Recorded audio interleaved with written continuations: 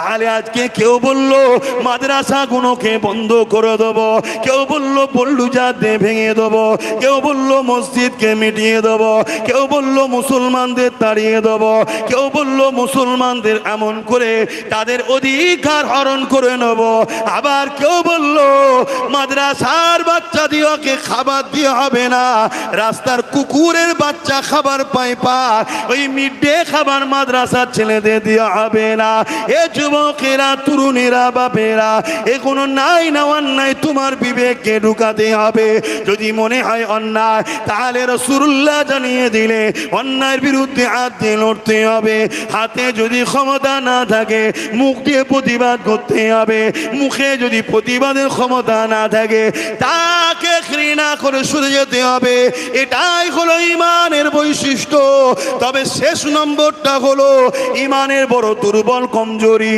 তবে আমরা দেখেছি এই বাংলার জমিনে কেউ একজন বলেছিল মাদ্রাসায় নাকি জঙ্গি তৈরি হয়। আলহামদুলিল্লাহ, সেই সময়ের মুসলমানদের ইমানের তেজ এত ছিল, তারা সঙ্গে সঙ্গে তাকে জবাবটা দিয়ে দিয়েছে যে তোমার সাথে আর আমরা না।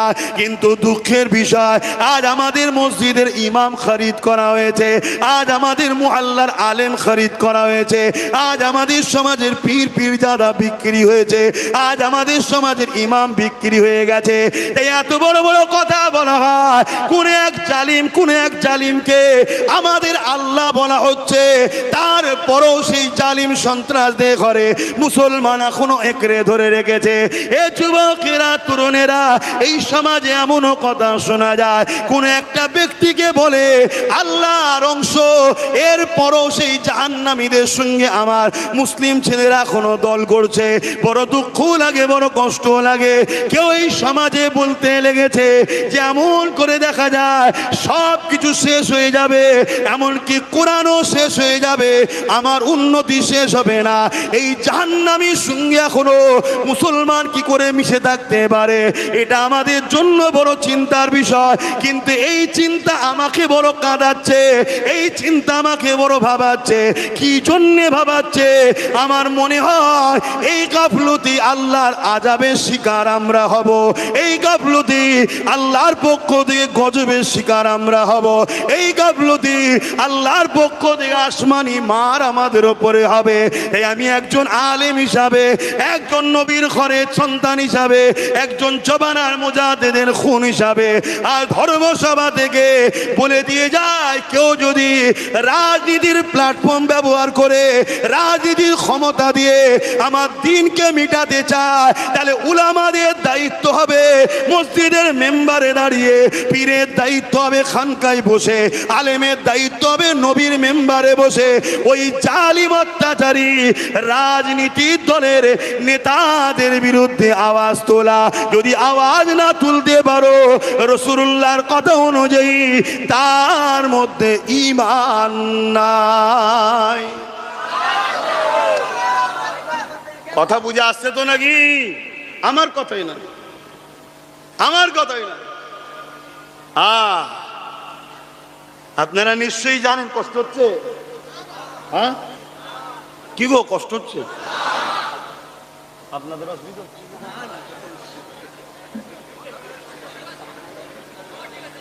না? আমি কিছু ভুল বলছি? তোর এত বড় স্পর্ধা কে দিল? তুই আমার কোরআনের বিষয়ে কথা বলছিস? তোর এত বড় স্পর্ধা কে দিল? তুই একজনকে আল্লাহর সঙ্গে তুলনা করছিস। তুই তোর মাননেওয়ালার তুলনা করবি আর করবি, যা খুশি করবি, বলি আমার কোনো আপত্তি না। তোর এত বড় স্পর্ধা কে দিল? তুই আমার মসজিদ মাদ্রাসাকে মিটিয়ে দিবার প্ল্যান করছিস। এখানে একটা প্রশ্ন, কোন ভাই যদি মনে করে যে আপনি চোরের বিরুদ্ধে বলেন, দেখেছি ডাকাতের বিরুদ্ধে বলেন না কেন? কি গো, আপনাদের কারো ধারণা আছে? একটু হ্যাঁ কি না বলেন। আরে ডাকাতকে সবাই চেনে, কিন্তু চোরকে তো চিনতে পারে না। চোর তো বন্ধু সেজে ঘুরছে। ডাকাতকে তো সবাই চেনে যে ও ডাকাত। তিনজন বন্ধু একসাথে আছে, ওর মধ্যে একজন যদি জানে লোক যে এই লোকটা পকেট মারে, ডাকাতি করে, বলুন তো ভাই রাত্রিরে আর কারো পয়সা যাবার সমস্যা আছে? কেন? তিন বন্ধু যখন এক জায়গায় আছে তখন কি বলবে ভাই, যে যে বদমাইশ যে টাকা পয়সা চুরি করে তাকেই বলবে ভাই এই টাকাটা তুই রাখ, রাত্রিরে তাকেই দায়িত্ব দিয়ে দেবে, তাই তো নাকি? আর চুরি হবে, শুনছেন তো নাকি?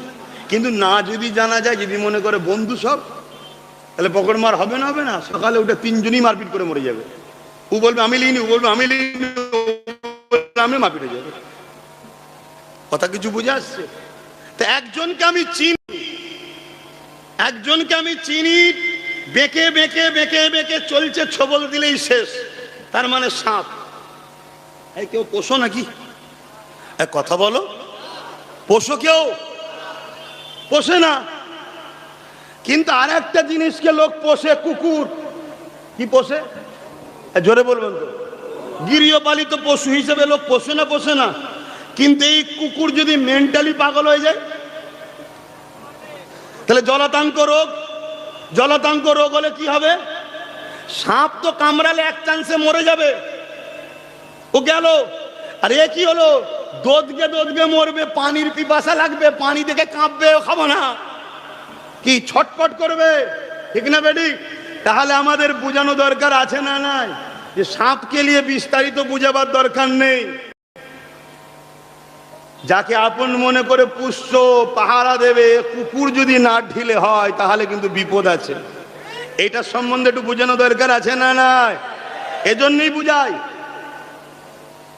কারো অসুবিধা হচ্ছে? যে সবই ঠিক আছে, এত কড়া বলেন কেন? কড়া না বললে মুনাফেক লাইফ আসবে কেন? মুনাফেক গুলো ডিবেটে আসবে কেন? আজকে দেখছেন না কোন একজনকে দিয়ে দিয়েছি জাহান্নামের কুকুর, কত মলি সাহেব দেখছেন না লাইভ দিচ্ছে। এটা বলা ঠিক হয়েছে? যখন আল্লাহ বলেছিল তুই মলি সাহেব কোথায় ছিলিস? যখন রোজার মাসে ওই জাহান্নামের কুকুরটা গরিবের ইফতার গুলো ভেঙেছে, গরিবের ঘর গুলো ভেঙেছে, গরিবের কল ভেঙেছে, রোজার মাসে নিরীহ নিরীহ মুসলমানদের ঘর বাড়ি ভেঙে দিয়েছিল, রোজার মাসে নিরীহ মুসলমানদেরকে উচ্ছেদ করে দিয়েছিল, বাচ্চা বাচ্চা ছেলেদের ঘরে এখন রোজার মাসে মেরেছিল। 2021 মনে পড়ছে, এই জাহান্নামের কুকুর যখন মুসলমানদের উপরে জুলুম করছিল, এ মুনাফেক বক্তা মলি সাহেব, তুই তখন কোথায় ছিলি যে জুলুমটা অন্যায় হচ্ছে? ও দালাল, ভাড়া পাও না, দালাল মলি সাহেব, তাই তো? ভাড়া পাও, ভাড়া। তাহলে কড়া ডোজ না দিলে এই দালাল গুলোকে চেনা যেত? এই জন্য একটু কড়া দিই। কিন্তু ভুল বলেছি কি না, জাহান্নামের কুকুর বলা যাবে না। মাদ্রাসা রয়েছে এখানে, মৌলানা সাহেবরাও রয়েছে, তিরমিজি শরীফের হাদিস, ইবনে মাজাহ শরীফের হাদিস, মিশকাত শরীফও আছে। আল্লাহ নবী খারিজিতে করে জাহান্নামের কুকুর বলেছে। শুনছেন আমার কথা? আল্লাহ নবী। তাহলে আমার বিরুদ্ধে যারা কলম ধরছে, মূলত কোন জায়গায় কলমের খোঁচা মারছে বুঝতে পারছেন? হ্যাঁ, জাহান্নামের কুকুর বলেছে, ঠিক এই ভাষাটা খারিজিতে করে জাহান্নামের কুকুর। শুনছেন তো নাকি?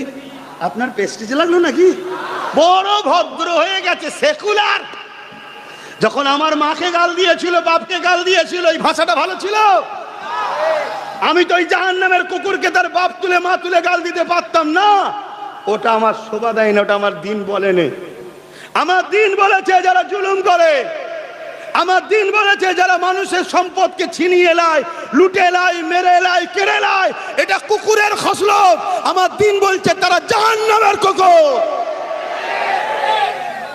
এতিমের মাল খাবি, এই যে এতিমখানা, আজকে যদি প্রকৃত এতিমের ওপরে মানুষ তার জাকাতের টাকাগুলো যদি এতিমকে দিত, বা এতিমখানাগুলোর পিছনের দিকে খেয়াল রাখতো, তাহলে আজকে এতিমরা গরিবী হালে জিন্দেগি কাটাতো না, এতিমরা প্রতিষ্ঠিত হয়ে যেত। এই এতিমের মাল ঝেড়ে খাবি আর জাহান্নামের কুকুর বললে গায়ে লাগে? হ্যাঁ, কোরআন তো আরো বড় কথা বলেছে। এখন সব বলবো না, আরো কে কে বেরোয় একটু দেখি, তারপরে একেবারে ছিপি মুড়বো। অহংকার করছি নি, আম্মা বিনিয়ামাতি রব্বিকা ফাহাদ্দিস।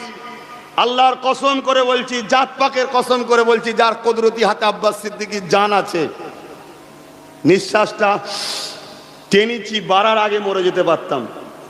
যিনি আমাকে বার করার ক্ষমতা দিচ্ছেন তিনি হলেন আমার স্রষ্টা, আমার রব, আমার মালিক, তিনি আমার আল্লাহ। আমার অন্তরের খবরও তিনি জানেন। অবশ্যই আমার মকসদ একটাই, সবাই সবার ধর্ম করছে, সবাই সবার নিয়ে আছে, আমার কোনো আপত্তি নেই। আমার ইসলাম, আমার ধর্ম, আমার মুসলিমদের ওপরে জুলুম হবে, আমি এটা মেনে নিতে পারি না। শুনছেন তো নাকি? পাশাপাশি একজন রসুলের উম্মত হিসাবে কোন ধর্মের গরিবের ওপরে জুলুম হোক, ওটাকেও দেখে মেনে লিয়া যেতে পারে না। এই জন্যেই আমি লড়াই করছি, এই জন্যেই লড়াই করছি। লড়াই আজ থেকে নয়। আপনি ভাববেন না আমি আমার ভাইয়ের জন্য লড়াই করছি, আরে রেখে দিকে যে ভাই, ভাই তো অনেক দূরের কথা, আমি বাপ মার জন্য লড়াই করছি না। কেন? রাসূলুল্লাহর জন্য বাপকে কুরবানি করতে পারবো, মাকে কুরবানি করতে পারবো, কিন্তু আমার রসুলকে ছাড়তে পারবো না। এর নাম হলো ঈমান। আল্লাহু আকবার। ভাই তো অনেক দূরের বিষয়। হ্যাঁ হ্যাঁ, আমি ওর সাথে আছি, সাপোর্ট করি ওকে, কেন দরকারও আছে। লুহা না হলে লুহা কাটা। কোন ছেলেকে মিথ্যা কেস দিয়ে ভরে দিল, তাকে ছাড়াতে গেলে হুজুরের ফুঁয়ে হয় না, ওখানে ওকে লাগবে। কোন জায়গা দখল করে নিচ্ছে, হুজুর বলে সব জায়গা বেরিয়ে যায়, বাবা হয় না, তখন কেস কামারিতে ওকে লাগে। ওই জন্য ওকে বলেছি তুই কর, আমি তোর সাথে আছি, কিন্তু মনে রাখবি তুই জনপ্রতিনিধি, আমি পীর সাহেব। শুনছেন না? শোনেন নে? কিন্তু কিছু মুনাফিক এক জায়গায় গুলিয়ে দিবার প্ল্যান করছে, যাতে করে আব্বাস সিদ্দিকীকে গুলিয়ে দিয়ে সরল প্রাণ মানুষগুলোকে কাছে আমাকে খারাপ করতে পারে। তোরা যতই চেষ্টা করিস, ওষুধ আমার কাছে আছে। কেউ কেউ বলছে আব্বাস সিদ্দিকী ও তোর ধর্মীয় জলসায় রাজনীতি করে। কেন ভাই? নেই যে কথাগুলো বললাম, আচ্ছা এটা রাজনীতি হলো? এই জোরে বলেন। ইসলামের দুশ্মনকে চিনানো মোমেন মুসলমানদের ঘরে, এর নাম কি রাজনীতি? হ্যাঁ, রাজনীতি তো রাষ্ট্র সেবা, রাষ্ট্রবাসীর সেবার নাম। আমার নবী রাষ্ট্রবাসীর সেবা করেছে না করেনি? 10 বছর ধরে নবী মদিনার রাষ্ট্রপ্রধান হয়ে রাজনীতি করা শিখিয়েছে। জোরে বলুন সুবহানাল্লাহ। এবং নবী যখন মদিনার রাষ্ট্রপ্রধান হয়, শুনে রাখো যুবক, সেকুলার কাকে বলে শিখাচ্ছ তুমি আমাকে?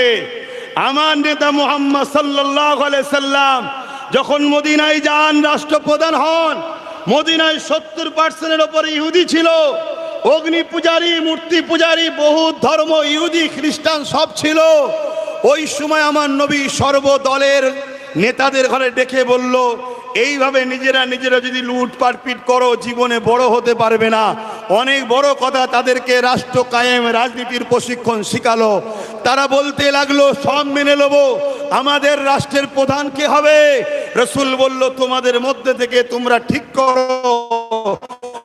তারা সবাই বলল যদি মুহাম্মদ রাসূল হয় তবে আমরা এই মতের সাথে আছি, নয়। তাহলে 70% ইহুদি, অগ্নি পূজারী, মূর্তি পূজারী, সর্বধর্মের মানুষ বলল মুহাম্মদ রাসূল আপনি আমাদের রাষ্ট্রের প্রধান হবেন। জোরে বলুন সুবহানাল্লাহ। আমার নবী সাল্লাল্লাহু আলাইহি ওয়াসাল্লাম রাষ্ট্রের প্রধান হলেন। মদিনার সনদ তৈরি হলো, সেখানে নবী বলে দিলেন ধর্মের ওপরে কোনো বাড়াবাড়ি জুলুম নয়, ধর্মের ওপরে কোনো বাড়াবাড়ি জুলুম নয়। আমার দেশ স্বাধীন হলো, ডক্টর বাবা সাহেব আম্বেদকর সংবিধান লিখে দিল, ধর্মের ওপরে কোনো বাড়াবাড়ি। আরে আমিনার লালকে ফলো করা হয়েছে, কথা বুঝে আসছে না? না, কিন্তু আমার নবীর আখলাক, আদর্শ, ব্যবহার দেখে মদিনার সব মানুষরা আস্তে আস্তে বিশ্বাস করলিল ইনি আখিরি মেসেঞ্জার। তার দিনের ওপরে সবাই চলে গেল। জোরে বলুন সুবহানাল্লাহ। কথা মাথায় ঢুকছে তো? যাক, আমি ওদিকে আর যাচ্ছি না, কিন্তু এই কথাটা একটু বলে দিয়ে যায়। আপনাদের কি আমার আলোচনায় অসুবিধা হচ্ছে? মনে হচ্ছে রাজনীতি করছে, তাই তো নাকি? যদি কেউ বলে জানবেন সে মুসলিম সুরাতে মুনাফেক। যদি বলেন কেন, ওই মুনাফেক কোনোদিন বলেছে যে কলিকাতার রেড রোডে ঈদের নামাজে মহিলা গিয়ে রাজনীতি করছে? কখনো বলেছে? জোরে বলেন। এই ঈদগাহে ঈদের নামাজে মহিলারা যায়, মুসলিম মহিলারা যায়। আমাদের ঈদের নামাজে আমাদের মা বোনেরা যেতে পারে না, তুমি একজন অমুসলিম হয়ে আমার ঈদের নামাজের কলিকাতার রেড রোডে যাচ্ছ, এটা কি রাজনীতি নয়? ধর্মকে রাজনীতি ব্যানার করছো না করোনি? চলে আসো, বড় বড় ইফতার পার্টির নামে দিনে 10 বার খাওয়াগুলো সব যে গপাগপ করে তরমুজ খেচ্ছে, আপেল খেচ্ছে, বেদানা খেচ্ছে, যেন মনে হচ্ছে খাইনি জীবনে কোনোদিন। এটা কি রাজনীতি নয়? এক কথা বলো, ধর্ম দুহাইদের রাজনীতি এটা নয়? আর আমার নবীর মেম্বারে বসে সেই নবীর খানদানের ছেলে, সেই নবীর গোলাম হয়ে নবীর দিনকে যারা মিটাতে চাইছে তাদের বিরুদ্ধে সমাজকে সজাগ করার জন্য শিখাবো, তুমি আমারটা রাজনীতি দেখছো, জানতে হবে তুমি মুনাফেক। হ্যাঁ শুনছেন? আর মুনাফেকের ঠিকানা কোথায়? জোরে বলো। আর জাহান্নামে শুধু বললে হবে না, মুনাফেককে পাঠাবে সব থেকে কঠিনতম নিকৃষ্ট জাহান্নাম। আর শুনছেন? কেউ যদি এই হালে থাকো, তওবা করে ফিরে আসো। ফিরছে না ফেরে না ছেলেরা? এই তওবা করছে না করে না? বলো, ভুল রাস্তায় ছিল, তওবা করছে না করে না? এই তওবা যদি বলে সবই ঠিক আছে, আপনি এসব বলছেন, যদি কেউ তওবা করে এলাই, এটা ফচকে ফচকে কথা নয়? হ্যাঁ, আচ্ছা তওবা যে করবে আল্লাহ তাকে তো মাফ করে দেবে, ঠিক না বেটি? তো যখন তওবা করে নিচ্ছে, সে কি আর পাপী রয়েছে? তো ফতোয়াটা তো পাপের ওপরে হয়, বর্তমানের ওপরে হয়, পরিস্থিতির ওপরে হয়। কথা বুঝে আসছে না? নাই। কিন্তু এটাও শুনে রেখে দাও, দিনের দুশ্মন আর মুশরিকদের মাপ নাই। শুনছেন তো নাকি? দিনের দুশ্মন মুশরিকদের মাপ নাই। আর এটাও শুনে রেখে দাও, আল্লাহর সঙ্গে কেউ যদি শিরক করার পরেও কলেমার অর্ধেক কবুল পড়ে না, আল্লাহ পাক তাকেও ক্ষমা করে দেবে বলেছে। কিন্তু আমার রাসূলুল্লাহর শানে কেউ যদি বিয়াদবি করে, আমার আল্লাহ বলেছে তাকে আমি তওবা করার সুযোগ দেব না, তাকে আমি পরিবর্তন হবার সুযোগ দেব না। এ না জওয়ানেরা, তরুণেরা, বাপেরা, এই মনে রেখে দেবে, আমার রাসূল পাক সাল্লাল্লাহু আলাইহি ওয়াসাল্লামের কষ্টের ইসলামকে মিটাবার ষড়যন্ত্র চলছে। ওই কাজে যদি তোমরা অংশগ্রহণ করে ফেলো, নাজাত হবে না। আল্লাহ পাক সুযোগ দিয়েছে, তওবা করে নাও, পরিবর্তন হয়ে যাও, ফিরে আসো, ফিরে আসো। এ যুবকেরা, তরুণেরা, বাপেরা, জালিমদের কাজ হলো তোমাদেরকে আল্লাহর ভয় না দেখিয়ে জুলুমের ভয় দেখাবে। জালিমদের কাজ কি? আল্লাহর ভয় দেখাবে না। কিসের ভয় দেখাবে? জুলুমের। আর মুমিনের কাজ কি? আল্লাহর ভয়ের কথা বলবে। কেন? যে আল্লাহকে ভয় করে, অলিমান খাফা মাকাম রাব্বিহি জান্নাতান, আল্লাহ তাদেরকে দুটো জান্নাত দেবে। জোরে বলুন সুবহানাল্লাহ। বলো না গো, আমার কথায় অসুবিধা হচ্ছে? আচ্ছা, আমেরিকায় প্রেসিডেন্ট কি মুসলমান? বলো বলো বলো, কোনোদিন হয়েছে মুসলমান? আমেরিকার প্রধান সেনাপতি, আমেরিকার রাষ্ট্রপতি, আমেরিকার ডিএম, আমেরিকার যারা পদে আছে সব মুসলমান। তারা তো বলেছিল ইসলামকে মুছে দেবো, মুছতে পেরেছে? উপরন্তু কি হয়েছে? কেন বেড়েছে? আতর যত লড়াই, খুশবু তত ছড়ায়। চুপ থাকলে হয় না। আল্লাহ দিনের হিকমত আল্লাহ বোঝে। তাহলে আজও যদি কেউ মনে করে ক্ষমতার জোরে ইসলামকে মিটিয়ে দেবো, মুছিয়ে দেবো, সে কি পারবে? পারবে না। কিন্তু আমাদের ডিউটি আছে না নাই? দিনের পক্ষে কথা বলার। বাপেরা, নওজওয়ানেরা, এই বিষয়ে আর একটা কথা বলে যায়।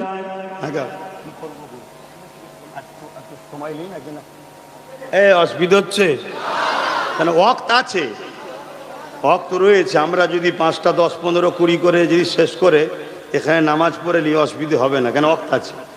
ওয়াক্ত প্রায় না করে 5টা 40 45 পর্যন্ত মনে হয় ওয়াক্ত আছে, 47। তাহলে তোমরা বলো, অসুবিধা হচ্ছে?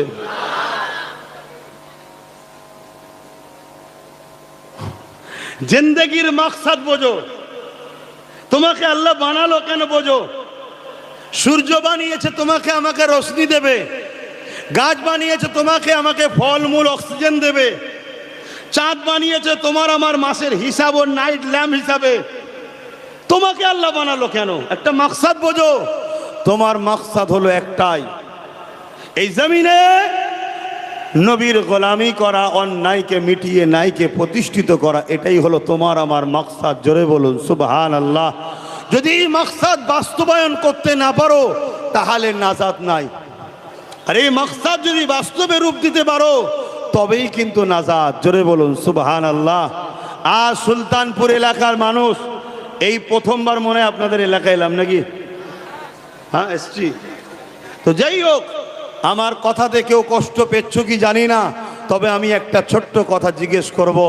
নিশ্চয়ই তোমরা শুনেছ কেন্দ্র সরকার ওয়াকাফ কালা কানুনের নামে 2025 ওয়াকাফ কালা কানুন তৈরি করেছে, যে আইনটা সংবিধানেরও বিরুদ্ধে।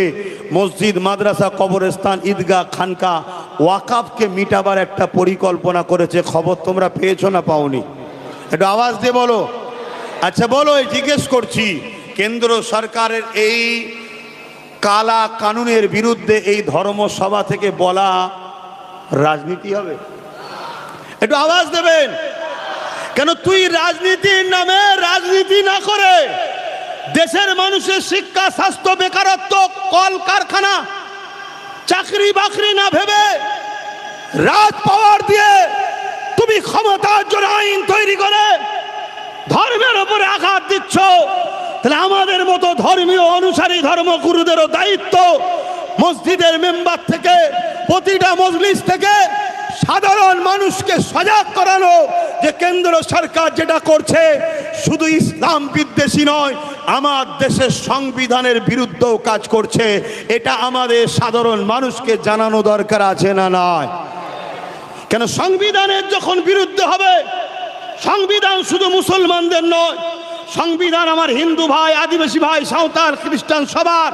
তাই কেন্দ্র সরকার যদি সংবিধানের বিরুদ্ধে যায় তাহলে সর্বধর্মের মানুষকে এই কেন্দ্র সরকারের বিরুদ্ধে দাঁড়িয়ে সংবিধানকে বাঁচাবার জন্য সংগঠিত হওয়া দরকার আছে না নাই?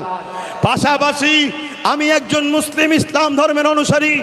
আমার মসজিদ, মাদ্রাসা, আমার ধর্মস্থান যেটা আমার জন্য ঈমান, এই ধর্ম স্থানের উপরে কেউ আঘাত দিলে তার বিরুদ্ধে আমাদেরকে সংগ্রাম করার রাইট ইসলামও দিয়েছে, সংবিধানও পাওয়ার দিয়েছে।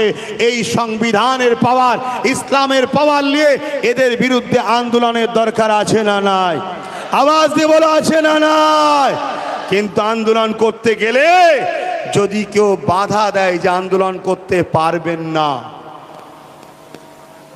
কথা বলুন, তাহলে সে কি কেন্দ্র সরকারের দালাল নয়? কথা বলো। আচ্ছা, আমি যদি ইনার বিরুদ্ধে কথা বলি আর আপনারা যদি বলেন বলা যাবে না, তাহলে স্বাভাবিক তখন বলবো আপনারা ইনাকে ভালোবাসেন, তাই তো নাকি? কিন্তু এই ক্ষেত্রে আর দালাল বলবো না, কেন আলেমকে ভালোবাসলেও নেকি হয়। জোরে বলুন সুবহানাল্লাহ।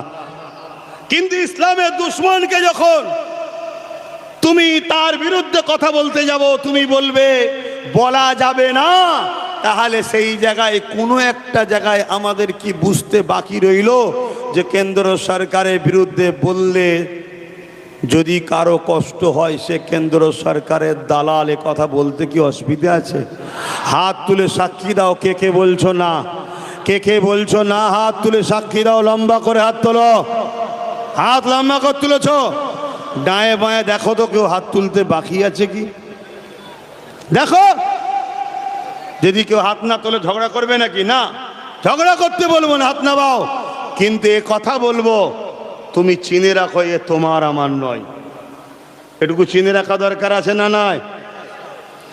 আরে লড়াইটা হচ্ছে মসজিদ বাঁচাবার জন্য কেন্দ্র সরকারের বিরুদ্ধে, লড়াইটা হচ্ছে মাদ্রাসা বাঁচাবার জন্য কেন্দ্র সরকারের বিরুদ্ধে, লড়াইটা হচ্ছে ঈদগাহ বাঁচাবার জন্য কেন্দ্র সরকারের বিরুদ্ধে, লড়াইটা হচ্ছে কবরস্থান বাঁচাবার জন্য কেন্দ্র সরকারের বিরুদ্ধে।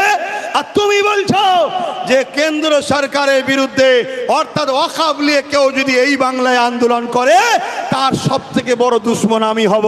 অর্থাৎ ও মসজিদ ভাঙছে ভাঙো, বিরোধী করা যাবে না। ও মাদ্রাসা ভাঙছে ভাঙো, বিরোধী করা যাবে না। ও ঈদগাহ মিটাচ্ছে মিটাক, বিরোধী করা যাবে না। তাহলে বলো, তুমি কি ইসলামের দুশ্মন নয়? জোরে বলো। যে ইসলামের দুশ্মন হবে তাকে সাপোর্ট করলে ঈমান থাকবে? কথা মাথায় ঢুকছে? তো এই কথাগুলো বলে আমার যুব সমাজ যদি এগিয়ে আসে, সংগঠিত হয়, ঐক্য হয়, তাহলে আমাদের মসজিদ, মাদ্রাসা, ঈদগাহ, খানকার জন্য উপকার না ক্ষতি? কিরাম উপকার?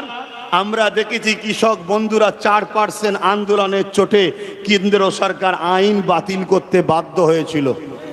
তাহলে আজ আমাদের লক্ষ লক্ষ যুবক ডায়ে বাঁয়ে সামনে পিছু সব কিছু ছেড়ে দিয়ে তারা যদি সংগঠিত হয়ে আজ কলিকাতার রাজপথ থেকে লক্ষ লক্ষ মানুষ এবং বাংলার অলিতে গলিতে যেমন বিভিন্ন রাজ্যে চলছে, এই আন্দোলন যদি কন্টিনিউ চলতে থাকে এবং সেখানে আওয়াজ তোলা হবে, আমার হিন্দু ভাই, আমার আদিবাসী সাঁওতাল বাগদি ভাইরা, কেন্দ্র সরকার শুধু আমাদের মসজিদ মাদ্রাসার ক্ষতি করতে চেয়েছে তা নয়, সংবিধানের আর্টিকেল রাষ্ট্র ধর্মের পক্ষে বিপক্ষে দাঁড়াতে পারে না, অর্থাৎ ধর্মকে উন্নতি করার জন্য যেতে পারে না, ধর্মের বিরুদ্ধে হস্তক্ষেপ করতেও পারে না। অতএব সরকার সংবিধানের বিরুদ্ধে এ কথা বললে আমার সর্বধর্মের ভাইয়েরাও যারা সংবিধান প্রেমিক, দেশপ্রেমিক, তারাও ঐক্য হবে না? হবে না? তাহলে কেন্দ্র সরকারের এতে ক্ষতি হবে না লাভ হবে? জোরে বলুন। কিন্তু আপনি বলছেন করতে পারবে না, তাহলে আপনি দালাল হচ্ছেন। তাহলে বলুন, আমার মসজিদ মাদ্রাসার দুশ্মন আর কেন্দ্র সরকারের দালাল দুটো জায়গা রাখা হলো, একটা হলো মসজিদ মাদ্রাসা আর একটা হলো কেন্দ্র সরকারের দালাল। আপনি মসজিদ মাদ্রাসার পক্ষে দাঁড়াবেন না কেন্দ্র সরকারের দালালের পক্ষে? জোরে বলুন, জোরে বলুন। এবার এই কথা যখনই বলবো তখন বলবে ও রাজনীতি করছে, আর আমার বাপ তুলে গাল দিচ্ছে, আমার মা তুলে গাল দিচ্ছে। কেন? কেন? মুসলিম সূরাতে মুনাফিক কিছু আছে,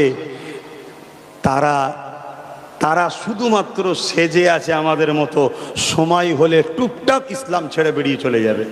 তারা দেখছো রে সর্বনাশ, তো মূল জায়গায় পয়েন্ট ধরেছে আর সব বেরিয়ে চলে যাচ্ছে, জনসমুদ্র হচ্ছে।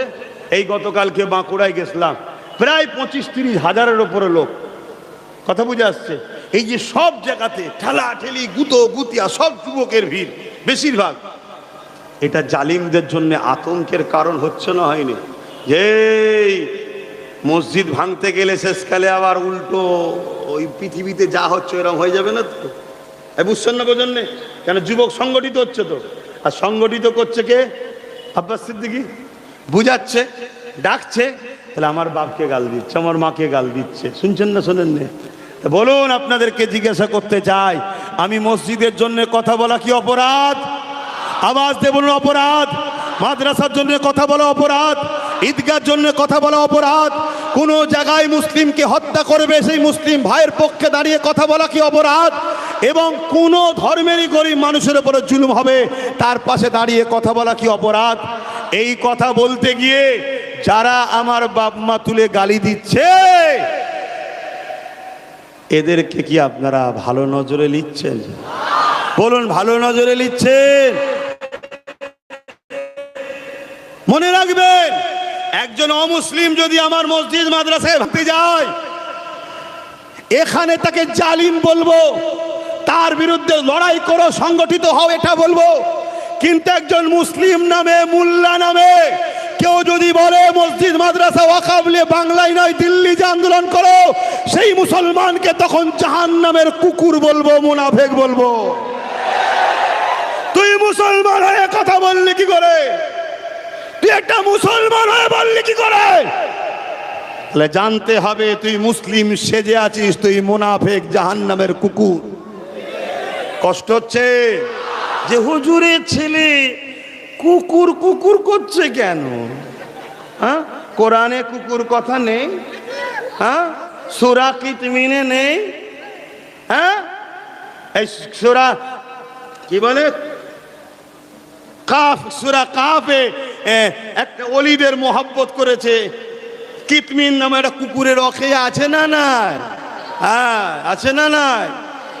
কষ্ট হচ্ছে, কিন্তু কোরআন তো তার থেকেও নিকৃষ্ট বলছে, বালহুম আদাল, চতুষ্পদ জন্তুর থেকেও নিকৃষ্ট।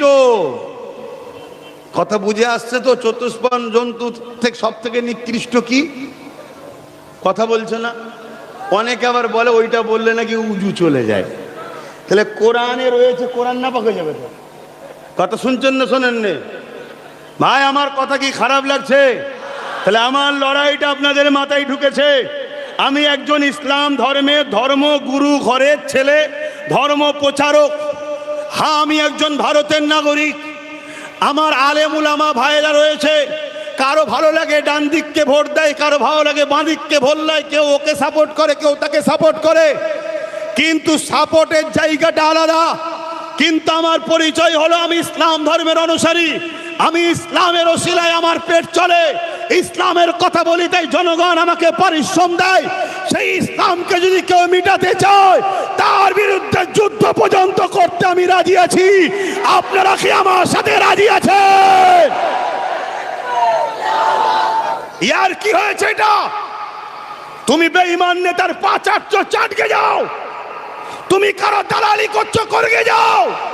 কিন্তু আল্লাহ তোমাকে পাওয়ার দিল, 75% মুসলমানের ভোট নিয়ে তুমি জিতলে, আর সেইখানে তুমি এক মুসলমান দাবি করে বলবে কি এই বাংলায় আন্দোলন নয়, দিল্লি চলে যাও, আন্দোলন করলে মারবো।